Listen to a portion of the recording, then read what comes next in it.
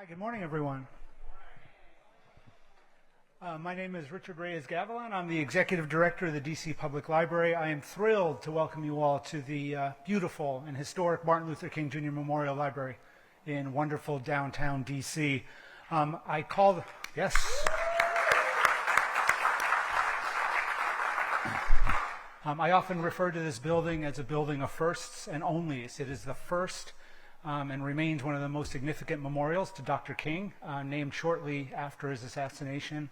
It is also the only realized library in the world designed by the historically wonderful architect Mies van der Rohe, and it's his only building in Washington, D.C. So we've got a great bones here in this building, great history here. Last year we had 650,000 visits to this building. I hope many of them were you, to see Leonardo da Vinci or enjoy a go-go concert on our beautiful roof deck or participate in a program or even borrow a book. So this is the perfect setting for an inspiring conversation about the future of Gallery Place in Chinatown.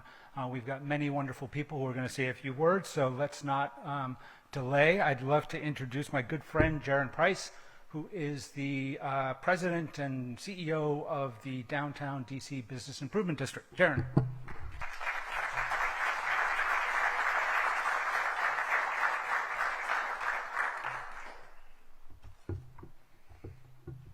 Good morning, everyone. Good. I got to tell you, I was walking in the doors here at this beautiful library, and I'm here often.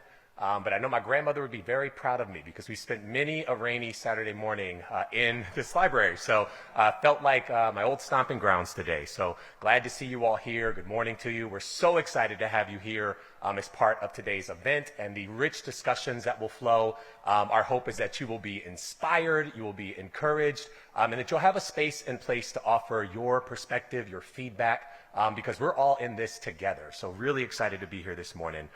Rich, I want to thank you so much for all the work that the library does to make our downtown such a wonderful place to be. As Rich said, my name is Jaron Price, and I serve as president and CEO of the Downtown DC Business Improvement District.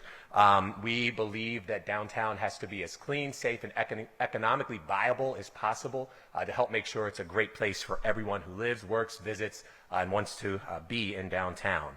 I'm really excited because this week we're coming off the heels of our annual State of Downtown Forum. And as I'm looking around the room, some of you were with us earlier this week, so good to see you again. But we had a really excellent event where we released our State of Downtown report, which looks at some of the facts and figures of how the downtown economy is performing throughout the 2023 year. It's available at our website, Downtown.dc.gov, if you'd like to take a look. I also have hard copies available, so when we leave here and go to the next portion of the event, please grab one if you'd like to take one with you. It has some really great information. To give you a quick sense of what's included in that, the overarching message is that there are still some challenges lingering from the pandemic that we have to collectively address, and the city will make some investment in to help turn those things around. But even more so than that, downtown is back. The vibe is back. People are excited to be downtown. We're seeing some really exciting positive trends with respect to hotels, with respect to restaurants, arts and cultural institutions, our arena and other spaces that are seeing record levels of attendance at events. So there's a lot of really positive things happening that indicate that people want to be here. And because I love our transit systems, I'm really excited to say that even Metro ridership is showing people are coming back to downtown via the Metro. That deserves a round of applause. We've actually seen a 54% jump in weekday ridership and 47% jump on weekend ridership. So again, people want to be downtown. So that's a really exciting thing for us to think about. One of the things that I am incredibly encouraged by is just how much the mayor and our city leaders have really been focused on the future of this community that we love, what we call our downtown, Chinatown, Penn Quarter, Gallery Place, whatever you call it. There's many names, and we'll get to that at some point in today's conversation as well. Many names and whatever you want to call it, but it's an incredibly important part of the city.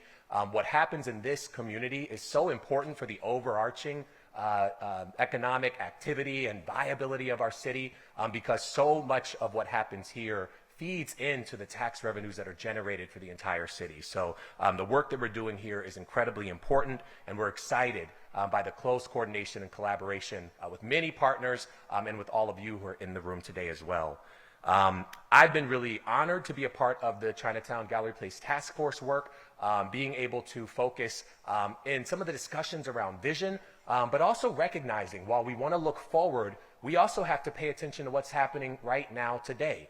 And so I was really excited to be a part of the activations and clean and safe committee with respect to the task force, and really excited to say that we've had some really positive developments with respect to public safety and our cleanliness here in downtown.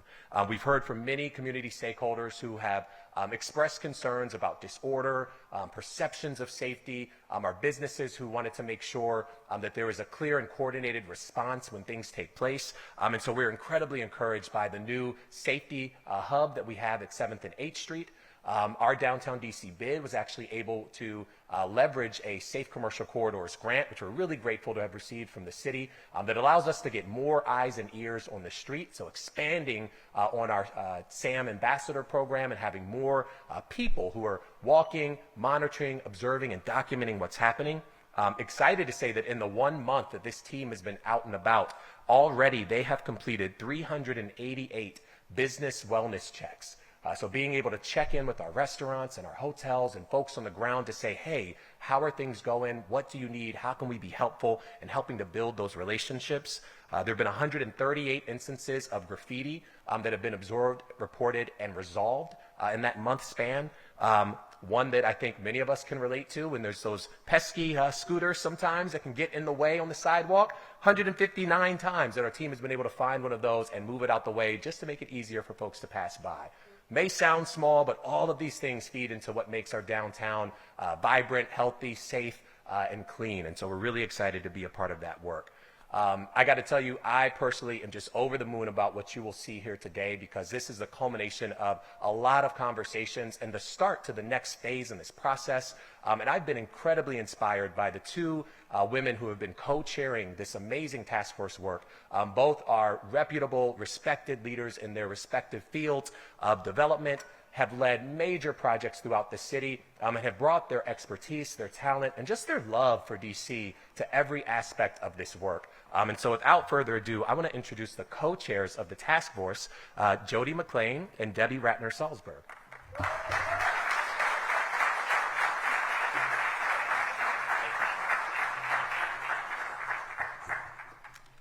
Thank you, Jaron. Richard, it is great to be here. Over the last several months, I've had the opportunity to spend a lot of time for different reasons over here at the library, and this is a really great institution and very vibrant. First of all, it is great to see everybody here today. There's some familiar faces and there's some new faces. Debbie and I have spent the last 4.5 months really on a listening tour, and have met with literally hundreds, probably 1,000 people to hear their points of view. And as Jaron said today, that's just the beginning. Today is really about collecting more feedback and hearing back from you as we continue through this process, because what we know and what we all know is that downtown DC does have residents who live here. It does have magnificent institutions that are here. It has a great daytime population, but downtown DC really belongs to the entire city. It sets the tone for this entire city. It sets the tone for the entire district around us, the region around us, and I think really reverberates globally to what is happening. So this is a district that really was planned to be the heart of DC, of what happens here, and it is obviously been well embraced by so many people.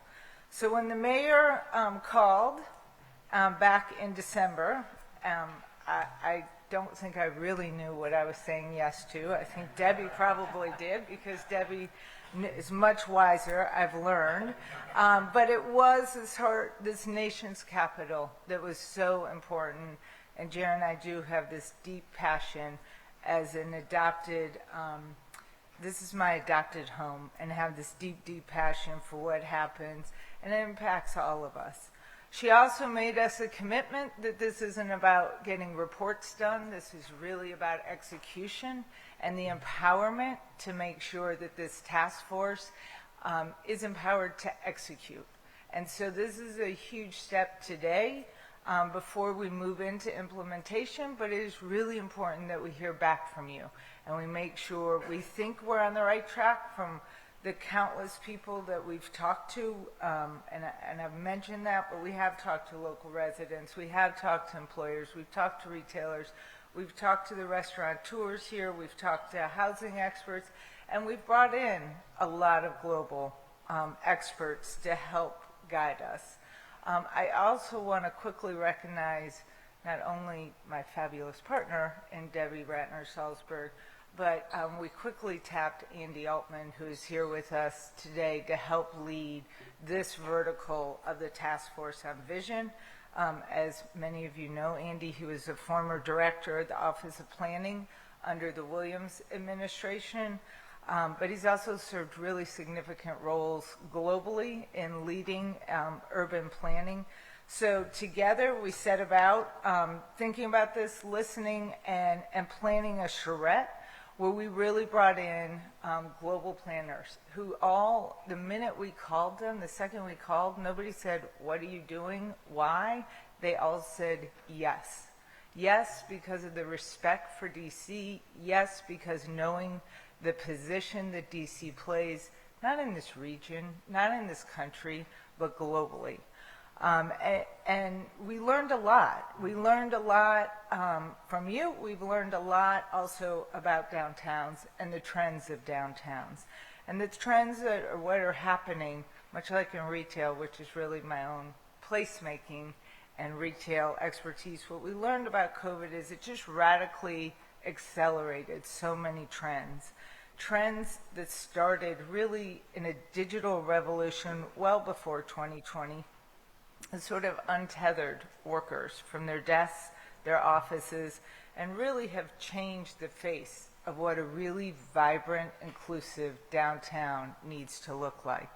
And though we love our daytime population, it's a huge and important part of what's happening downtown. We need to think that the success of any downtown, and especially our downtown, will be people and will be visitors. That 60% of the people coming here will be visitors. And they may be visitors that look like me. I live over in Colorado. They may look like Debbie, who lives a little bit further out, visiting downtown. And they could be people who are flying in to visit us from all over the world. 27% will be office workers and 11% will be residents in the most vibrant of downtowns. And that really lays out a construct for us to sort of think about this district. And as we thought about this district, the one thing we have that everybody is so envious of is this district is so rich with so many cultural institutions that almost any city would give their right arm for just one of these institutions, let alone what we have here from the Reynolds Center. I've learned it's the Reynolds Center. I sometimes like to call it by its Smithsonian names. But the Reynolds Center, you heard 650,000 people came to this library. We have theaters, incredible theaters here, incredible galleries here, Chinatown, just these incredible institutions that we need to learn how to connect. And that's not even mentioning the mall, where we have 32 million visitors every year, and the convention center.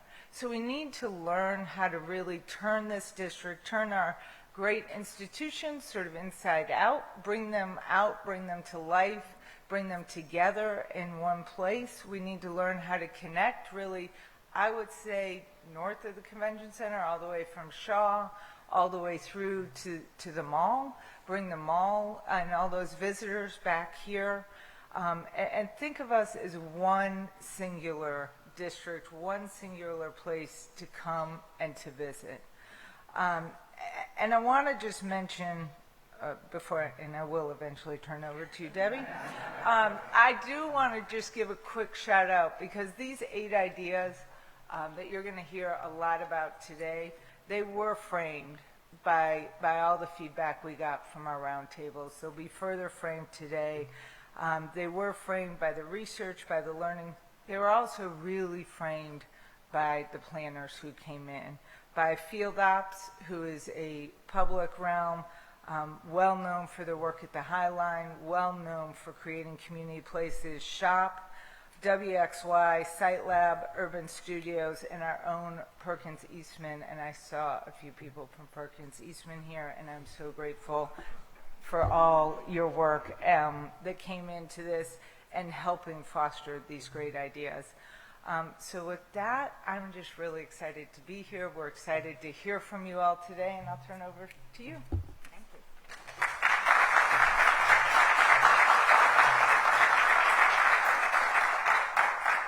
I'm equally excited to be here. Like Jody, I think, first of all, I think we should acknowledge it's only been 4.5 months, and I think it is incredible what this large group of people that have been working on the task force and on the various sectors of the task force have managed to accomplish. So we are very excited to get to the discussion on the 8 ideas, so I promise I will be quick. Jody and I plan neighborhoods. That's what we do. We plan, we build, we execute, and we know that the core of a neighborhood is the people who are in the neighborhood, who live around the neighborhood, who we can attract and bring to the neighborhood. So whenever we are starting a project or looking at something, we are doing it with a focus on people. Our job was to make people come back into this neighborhood in droves. They needed to feel safe. We knew that immediately. They needed to come to a clean neighborhood that doesn't have graffiti, that has lots of light and all sorts of things that you've heard from already from Jaron. And that has been an immediate starting point, and we will continue to work on that. And we're not doing it. Frankly, the city is doing it, but we are there to make sure that everybody who talks to us about this, your concerns are heard. And I've actually never seen such a group of people coming together to solve the issues of the neighborhood and downtown and the city. So our commitment to you is we will continue to listen and we will continue to focus. But it's equally important and more important in achieving our work that we make lots of connections. Jody was talking about them. We have to bring people back. We have lots of wonderful residents. We need more. We need to connect the neighborhoods around us and to bring people down from the mall. As always, we have incredible cultural institutions. You've heard that we want to bring people to. But above all, it focuses on people, the people who live in the neighborhood and who will come to the neighborhood. As I said, we build neighborhoods. We understand the importance of people, but we were constantly reminded about the importance of people by our mayor and by our deputy mayor. And to prove that we listened to them, we have a little video, hopefully, that we can put up. And after the video, it will be our pleasure to welcome our mayor to the podium. This, please all of you remember, is the mayor who managed to make sure we didn't lose any tax revenue from either the Wizards or the Capitals, because she has managed to keep them. So thank you. Good morning, everybody. It is wonderful to be here in the beautiful Martin Luther King Jr. Library, isn't it? We're in the heart of downtown D.C., and we are all together to talk about the future of downtown D.C. And I want to thank our Gallery Place Chinatown Task Force. Give them a big round of applause. I especially want to acknowledge Jody McLean and Debbie Ratner-Salzberg for their leadership on this task force. They are incredible leaders in the development community, not just in D.C., but across our nation. You've probably heard me say this, but the day that we got some unfortunate news, we got to work. And I think the first person that I called was Debbie Ratner Salzberg. And we talked, we got real, we got serious about what we need to do as a city to make sure we're in the best possible place. And I asked her to serve, she said yes. I called Jody, I asked her to serve, she said yes. And it was a method to my madness on that morning, and that was what leaders in our city have looked at underutilized parcels or parcels that have lived their life and served their purpose and converted them into new neighborhoods, new opportunities, more energy, more vibrancy, more residential development, and more mixes of uses. And we have great examples all across Washington, D.C. And these women have led to such transformations in very recent years. It was also very important that we had people who were savvy about how to make things work in a city like ours to get things done and could bring people together. So I just couldn't be more excited about their leadership and the work that has been done in a pretty short period of time. I also want to acknowledge, I see Councilmember Anita Bonds here. Thank you, Councilmember Bonds, for being here. I want to thank the leadership of the Downtown DC bid and the Golden Triangle bid, who have released in recent weeks a comprehensive look at the nodes across the downtown from the west to the east to make sure we're making a huge investment. We are delighted that until at least 2050, the Washington Capitals and the Washington Wizards are going to be playing at their home at Capital One Arena. We are excited that world-class sports and concerts and events will continue to come to our downtown in a newly envisioned entertainment district. But with all of that, the work of the task force has shown that we want the arena to speak more to the streets around it, to the small businesses around it, and to the arts and entertainment culture that already exists in our downtown. This is what I know. The energy around, dubbed it the comeback, but there is a bounce in energy that I know people are feeling.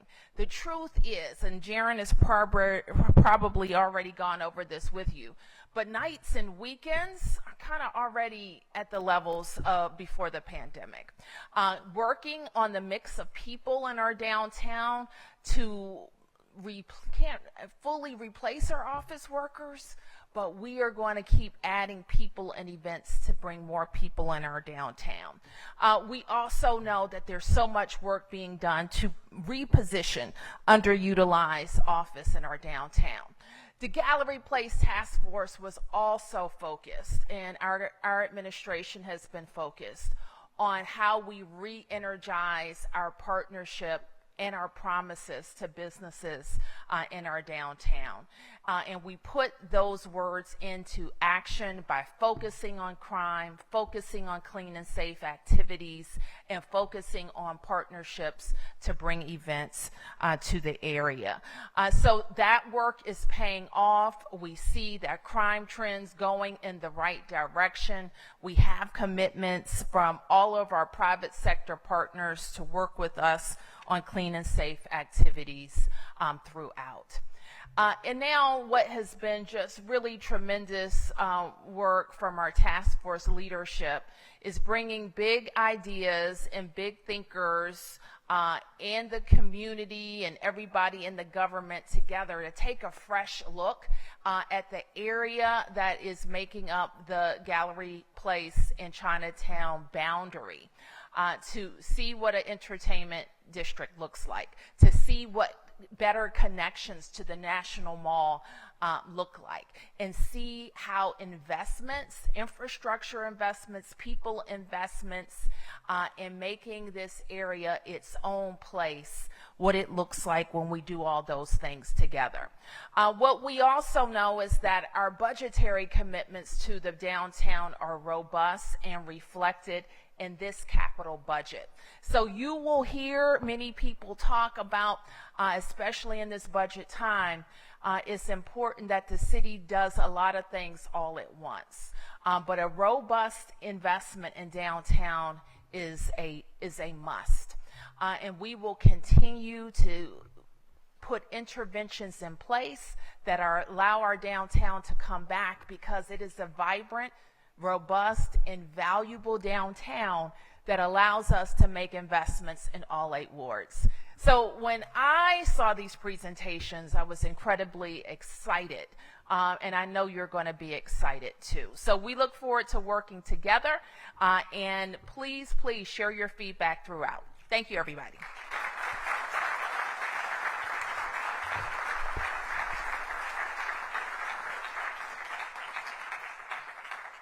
All right, we're going to do a little mic check, and whoever's controlling the PowerPoint, I'm taking over.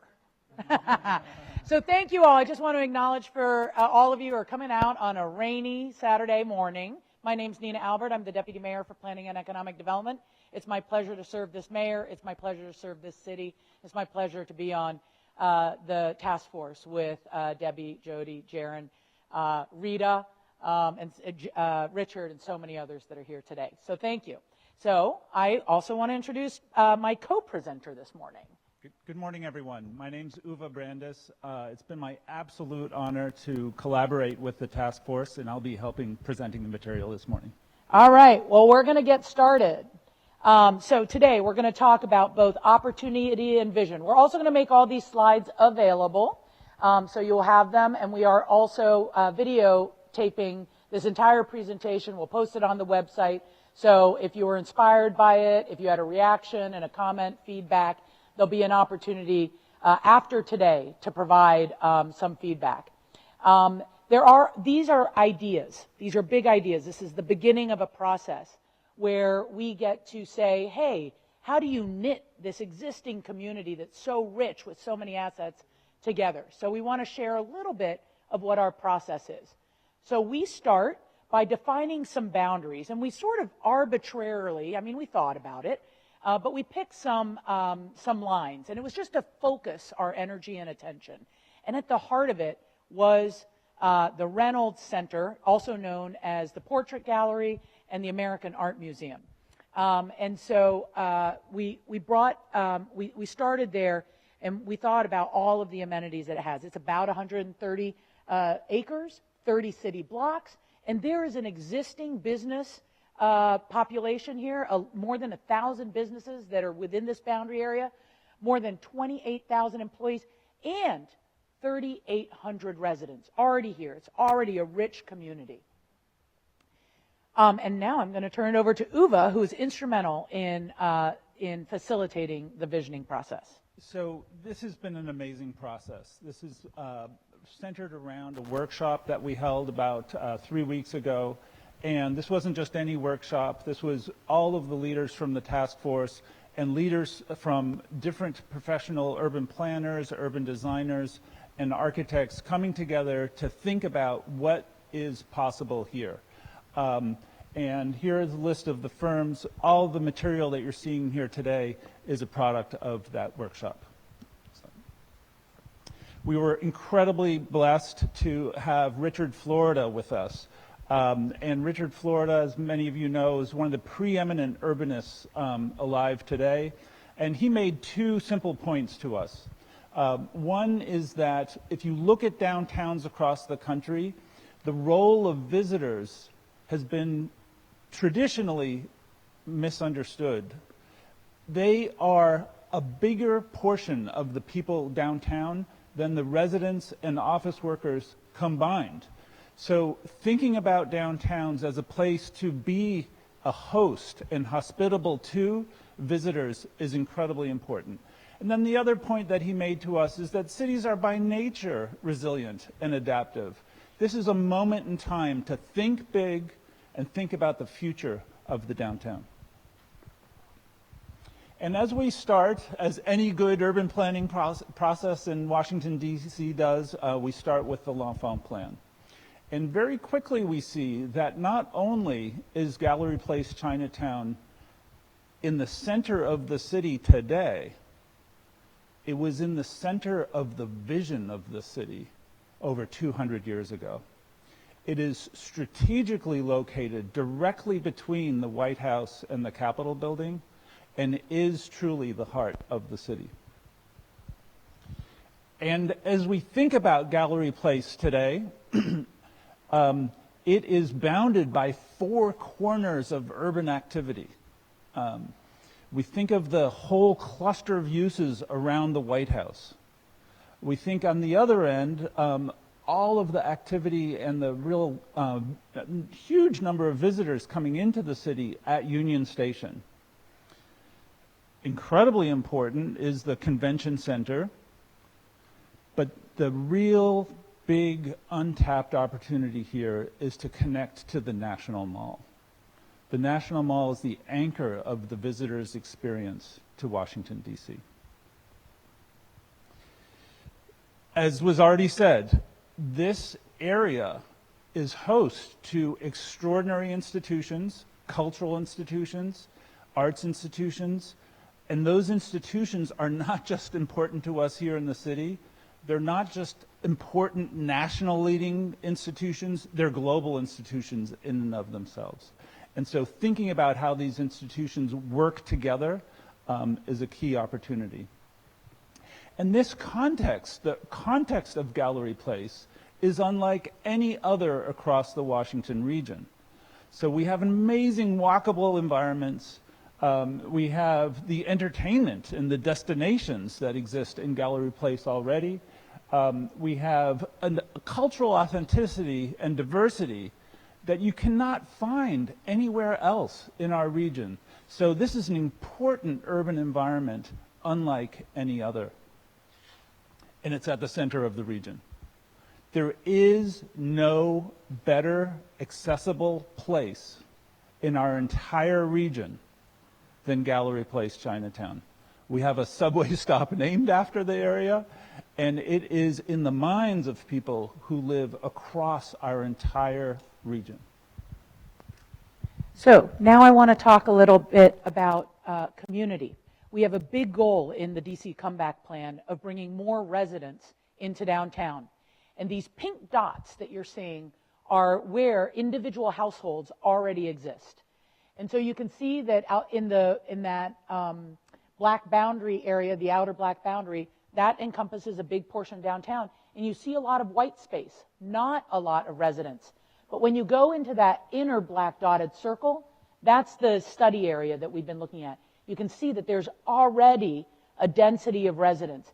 And what's interesting to me is to the top right, just outside this boundary area of Gallery Place, is a huge density of a residential community, which is in Mount Vernon Triangle. So we have opportunity to build on an existing neighborhood, and I just thought that this was a pretty interesting visual. The other thing that's incredibly unique about Gallery Place Chinatown is that everybody is looking, urbanists across this country are looking to create the 15-minute city. We have the 15-minute city here at Gallery Place. So within a 15-minute walk, you have access to 28,000 other people, other humans, other people in your community. Within a 15-minute transit ride, you have access to 500,000 people. That is how close and central Gallery Place Chinatown is. This was an amazing image to me. I hadn't seen this before. One of the architecture firms pulled this, and they took data from Instagram. The red dots represent people who live outside of Washington, D.C. The blue dots represent people who live inside of Washington, D.C. So you can see what they've posted on Instagram, and those red dots are all centered along the mall, down by the tidal basin, over to Arlington Cemetery. See the blue dots coming, folks living, taking pictures along our major avenues. And look at what's happening in Gallery Place Chinatown. There's a mixing of the two. You see blue dots, and red dots, and it is truly the melting pot of this region. And so, when we look and take a step back at what Gallery Place is to the region, we've given you some statistics and a look and feel for what that is. But how do we compare to other fantastic and world-class cities? If you look at Madrid, they have 100 people per acre that live in their downtown, in the equivalent type of neighborhood that we have at Gallery Place. If you go to the 6th arrondissement, I am French now, in Paris, there are 76 people per acre that live in that vibrant neighborhood, that cultural neighborhood. And so when you look at Gallery Place with 39 people per acre, yes, we have a community there, but we have room to grow. So the beginning of the process, when we invited the firms to come in, they went and interviewed a variety of folks on the street, just candid, how did you feel? And that's how some of these 8 big ideas, which are really a culmination of all of what SHOP, WXY, Perkins Eastman, who am I missing? Oh yeah, and field operations have pulled together. And so we're just excited to share some of them today. So we have 8 ideas that we're going to share with you, and following this presentation, we'll move up to the multipurpose room and have conversations about each of them.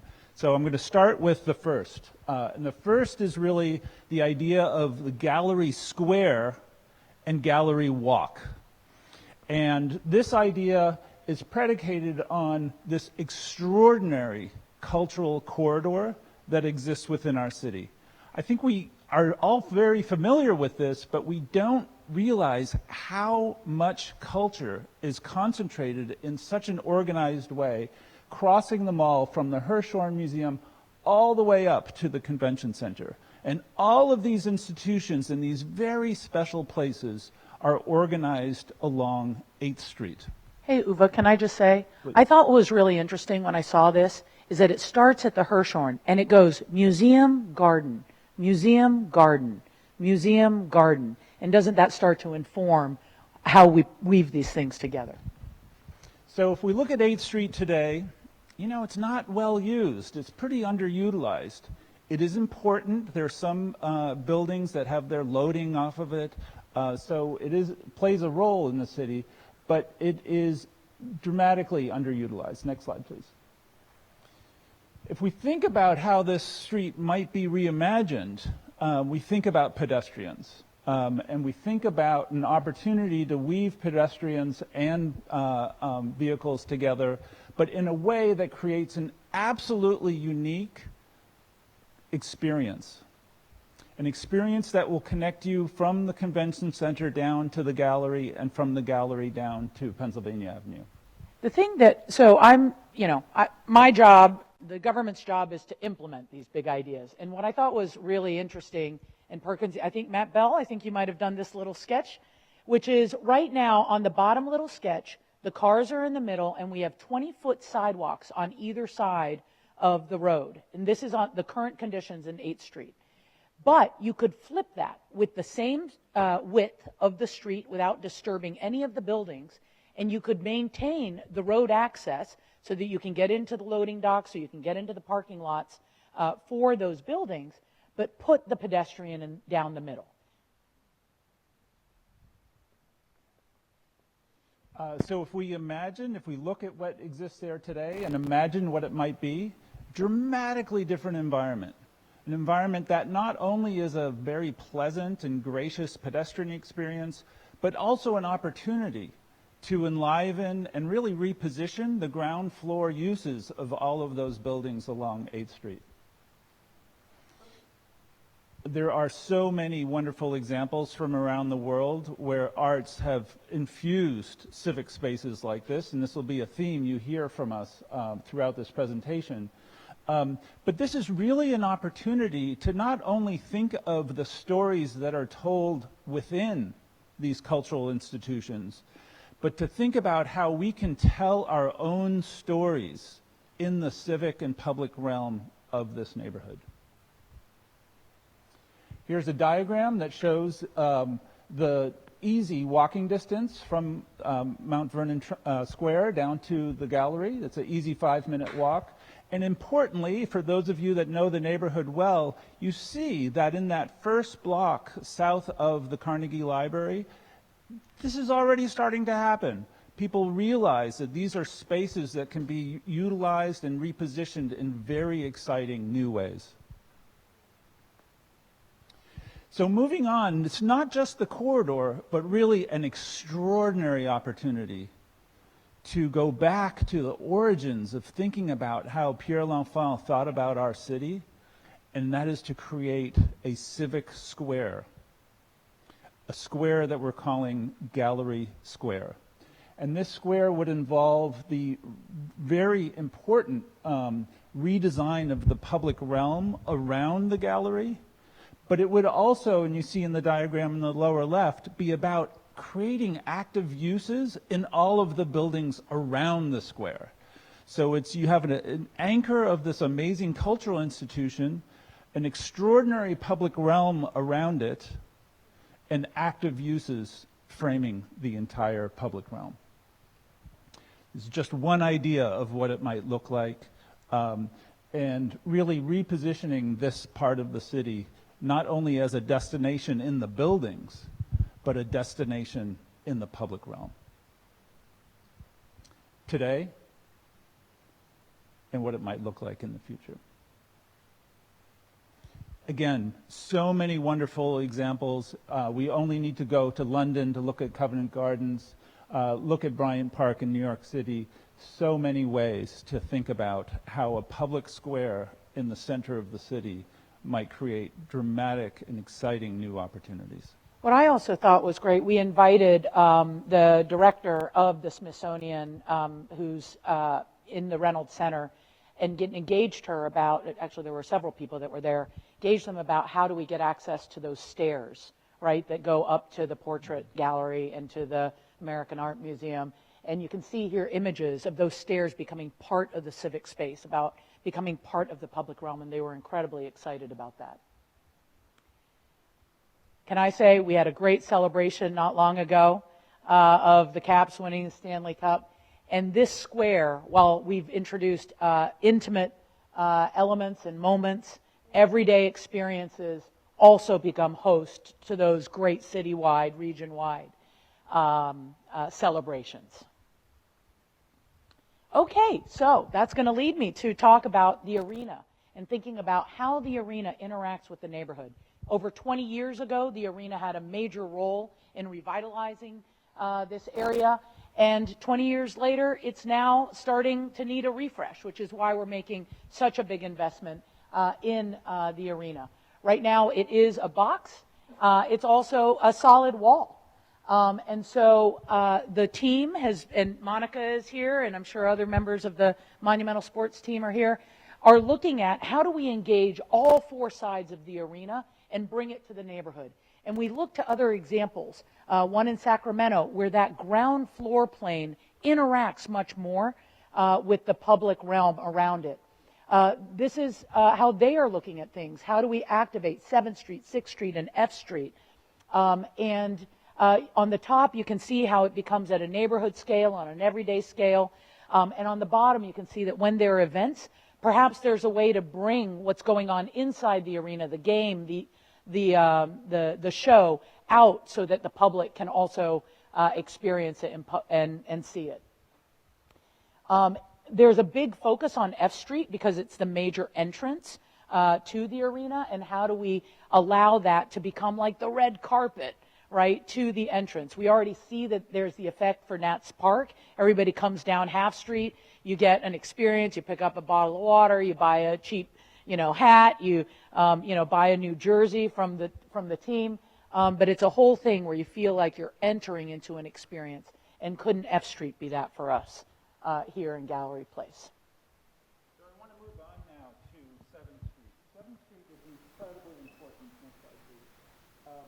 It is such an important street. It's a very historic, good, a very historic street in the city. It is, of course, the place where there are many stores today.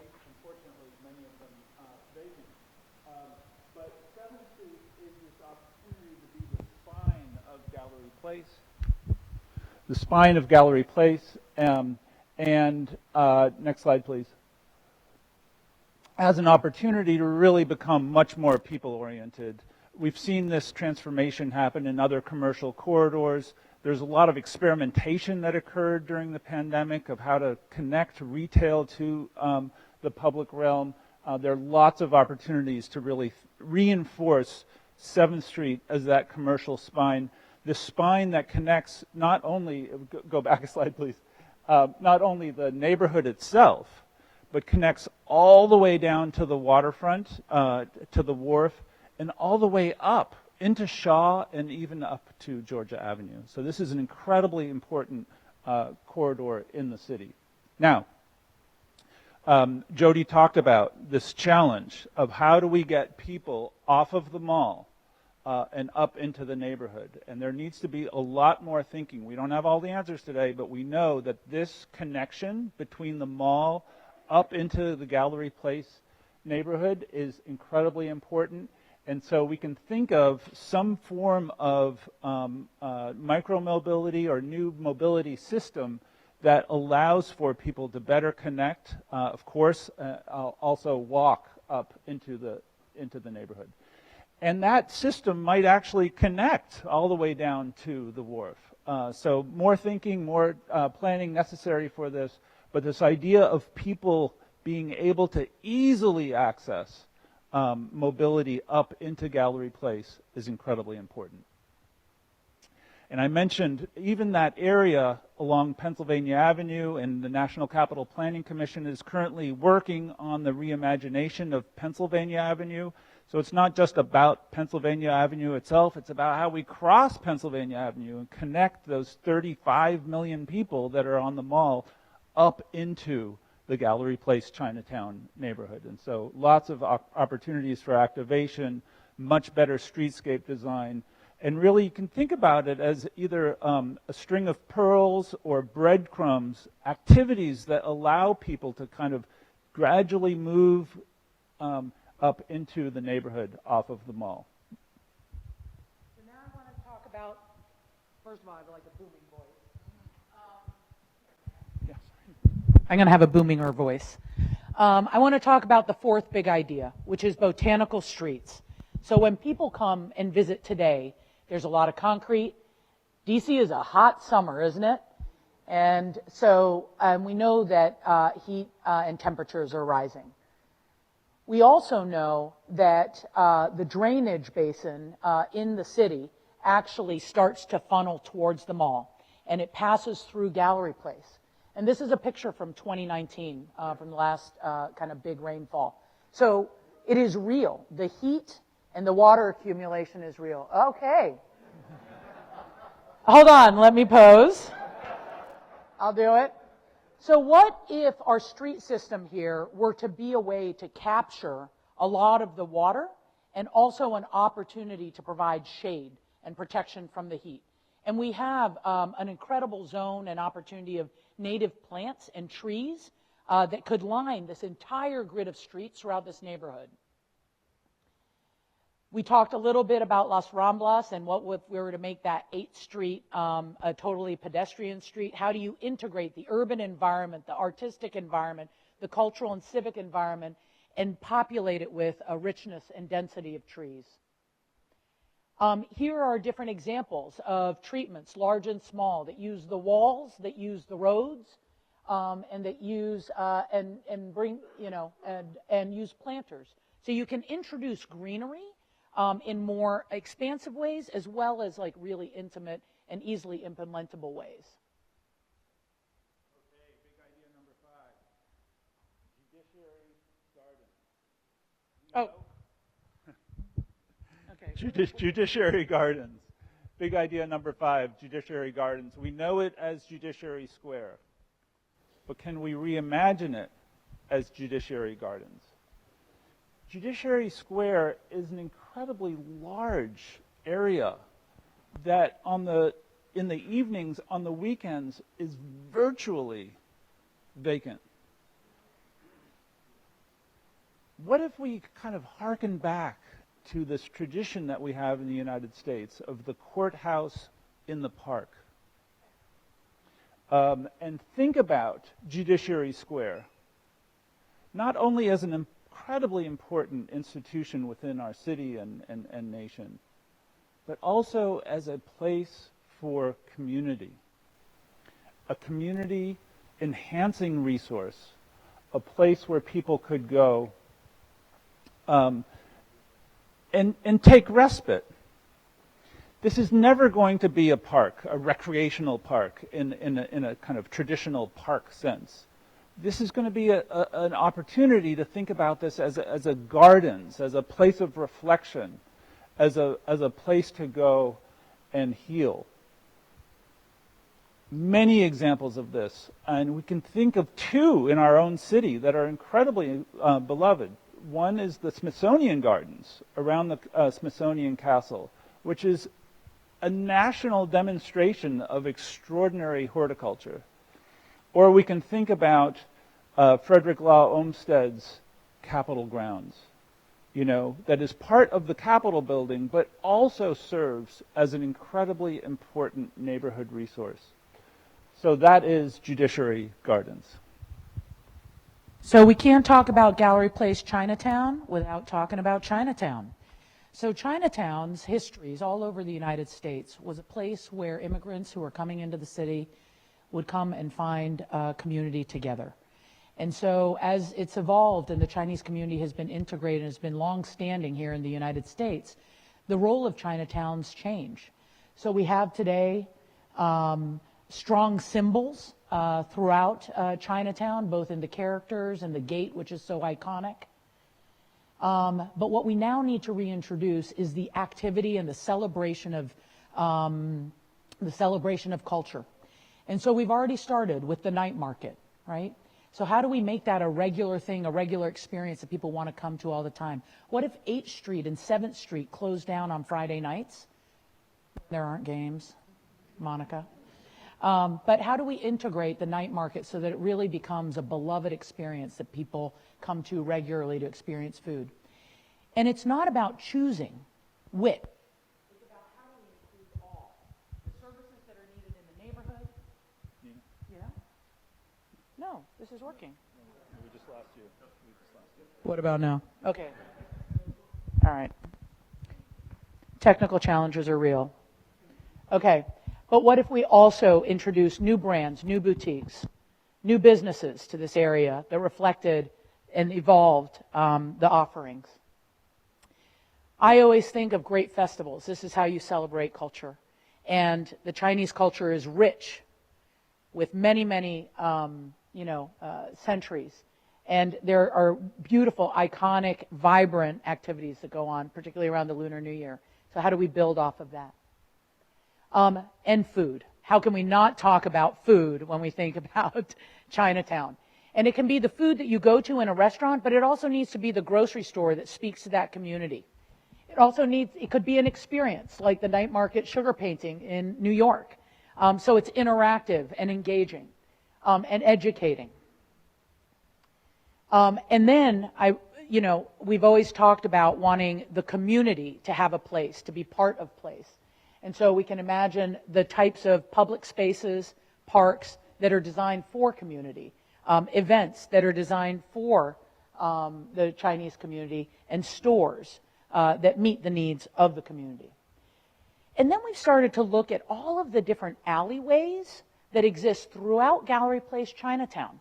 They're wide, they're imposing, and they are also scaled perfectly for that little intimate network that often actually reflects the intimacy and the alleys in many Chinese cities. And so this gives you a sense of how you could convert those alleys and passageways to now, much more intimate, places. And you use the fabric through materials and bring in that intimacy and bring it back down to a scale that really feels unique to Chinatown, so that the residents can enjoy it and also so that visitors go and explore it. Okay, 2 more to go. Big idea, no, I'm good. Big idea number 7, growing residential community. Next slide, please. So we all know building a neighborhood is not just about building housing.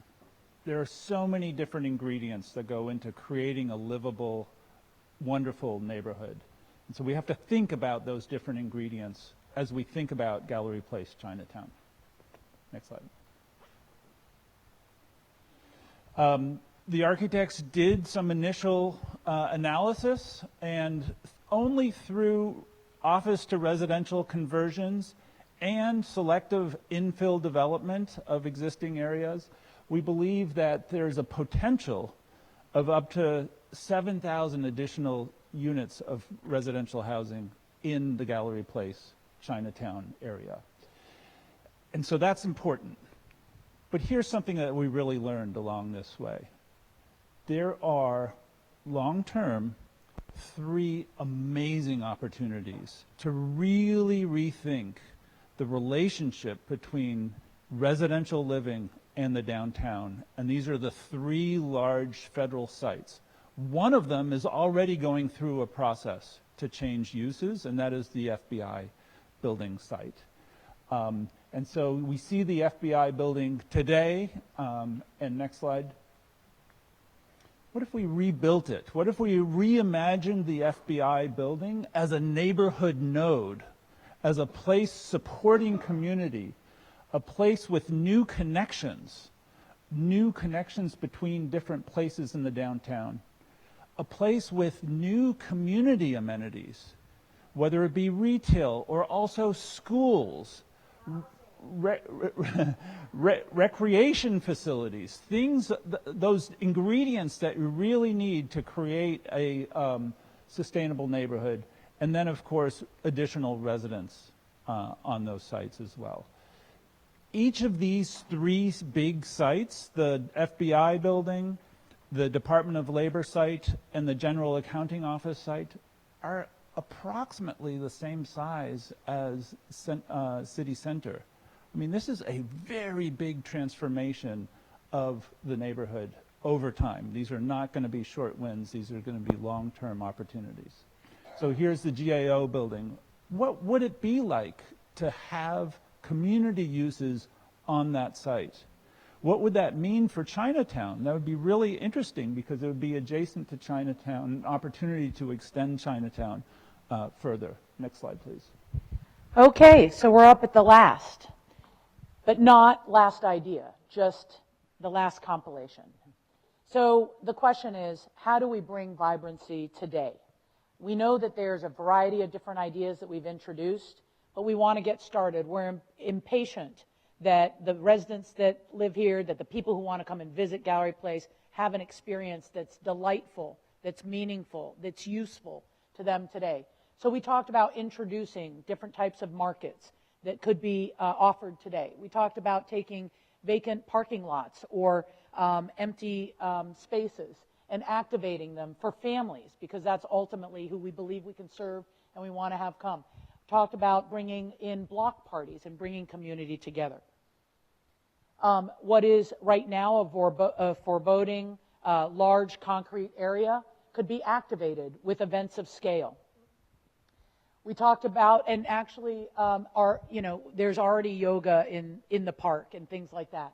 But with the pop-up program that the district just authorized and is proposing to fund, we're now also can activate storefronts that right now don't have a long-term tenant, so that we can bring that life to the streets right now.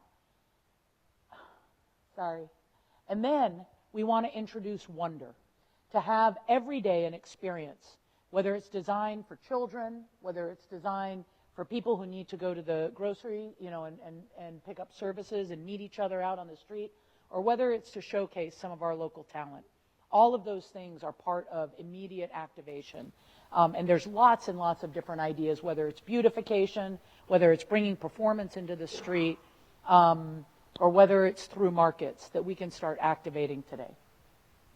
So this is a summary of the 8 big ideas. We're going to invite you now to join us outside, go up the stairs. There's different stations. You're going to have different people from the teams. Tell us what you liked and what you didn't like. and what you want more of, and your own ideas for what it could be. What we're going to do once we get all of your feedback, and we're going to post this online and get a broader audience's feedback as well, is that we'll go back, we're going to pull all of this together, and then we will come and re-engage with the community, especially the community that's of this place, of the neighborhood in Gallery Place, and start to sort out what are the high priorities that you want to see now, what do you like to see long term. Then we're going to start pulling these things into an execution plan that we can all be proud of and that moves us towards the vision that we all share.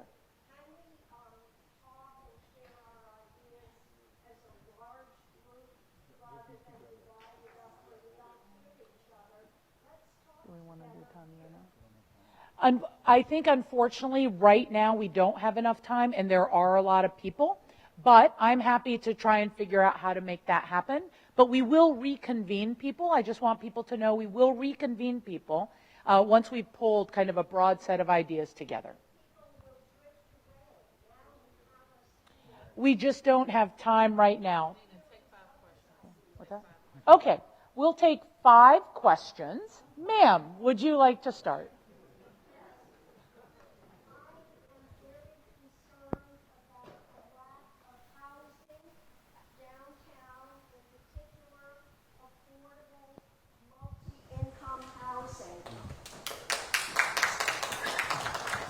People in Chinatown who live here there are virtually no Chinese people left living in Chinatown.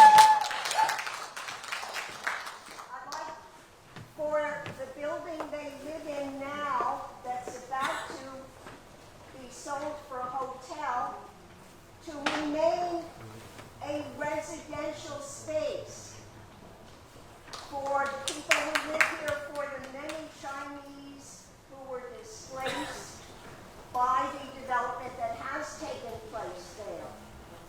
Speaking of hotels, I just think there should be less of an emphasis on hotels.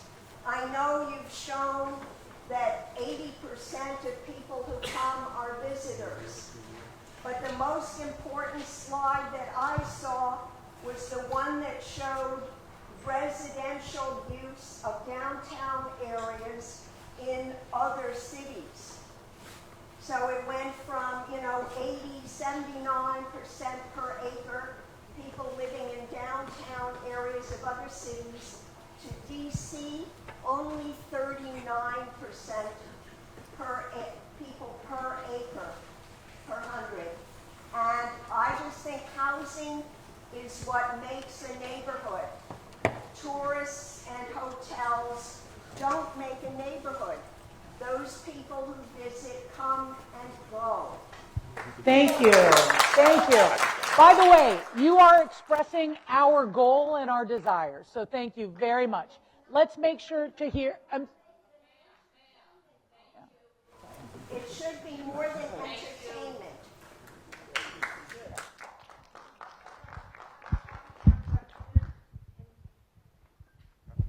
Thank you. Oh, thank you very much. Very impressive with great ideas. But as a long-term resident of downtown Washington who came when they first were trying to get people into this area, we are seeing deterioration that needs to be corrected. And when we talk about making things vibrant in the sidewalks, we need to have something that's secure on the sidewalks, that we're not run over by electric scooters, that when you have to push someone in a wheelchair, they're not going to be tipped, that someone isn't blocking the cuts because they parked their bicycle there. I mean, it's very simple stuff.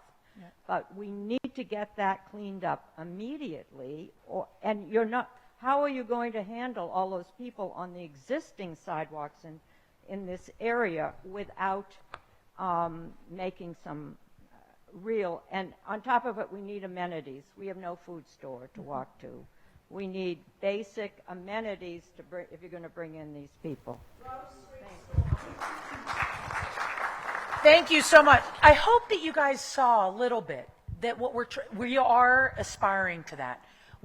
In order for neighborhoods to become neighborhoods, people have to not just have places to live, but they have to have places to shop. They have to have places to walk. They have to have places to be calm and meditate and enjoy the outdoors. And that's what these ideas are recognizing, because we've heard that this is a priority for this area. We'll take a couple more questions. Ma'am, up here. Oh, sorry. Fabulous. Your ideas are terrific. But in reality, you want us to sit on benches, do something in the most, with the homeless. You have to take care of, I can't sit on a bench. I walk through city center to get home. I can't sit on a bench there because there's somebody spread out with all their things. That's the most important things. Give these people toilets, dignity. You've got to do something before any of this takes part. Yeah. And I will say, scooters, they're deadly. They are deadly. And I don't care that this young man over here said they're moving them. I have tripped on them. I have gone to the mayor's office. I have written letters. And here I am complaining about scooters. Okay. Let's take one more. So, by the way, I want to acknowledge we are right now taking all our 311 calls, and we are clearing that log. Jaron, who's been a great partner at the Downtown Bid in the District of Columbia, has been focusing on repairs, on cleaning up, on moving the scooters, and we will continue to do that and continue to respond. But that 311 number, as you see things happening, please go ahead and report them. There's also the community hub right on 8th Street, where the Downtown Bid has a presence, and also MPD, Department of Behavioral Health, and others. So there are resources today, because we've heard what you've had to say, and we've responded by putting people in the neighborhood so that we can respond even faster. Okay. All right. We'll take one more, and then I'm sorry if I missed you. Okay. All right. Ben? Okay, sorry, we'll take this one more, but we are going to be outside after this last comment, and we'll be able to hear and grab your comments. Hi, good morning, Reverend Michael Campbell. I had a question along with the homeless question. We're talking about a lot what we have for the future. What we're not talking about is prevention.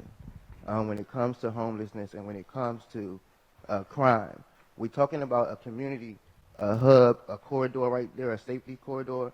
But I cross that place every night, every morning, every evening purposely. And there's nothing being done there. Police are standing there, they're sitting there, they're in their vehicles, drugs are being sold, crimes are being committed, people are addicted to alcohol, people are begging, and I don't understand the purpose of the community hub when they're just standing there and doing nothing. And I don't get it. So I just want to say this one thing. I think it's incredibly important that we continue to share the progress being made. We know that crime is an important priority for both our personal well-being, but also the well-being of our community. Crime has reduced by 50%. These are real numbers in Chinatown, Gallery Place neighborhood. And that has been since a variety of different interventions have been moved forward by this mayor and by the council. We need to continue to work on it, there is no doubt, but we're already seeing the positive impacts of the efforts that have been made to date. We know that this is an important priority. It is a shared priority by this administration, and we will continue this conversation. Thank you so much. Meet us upstairs.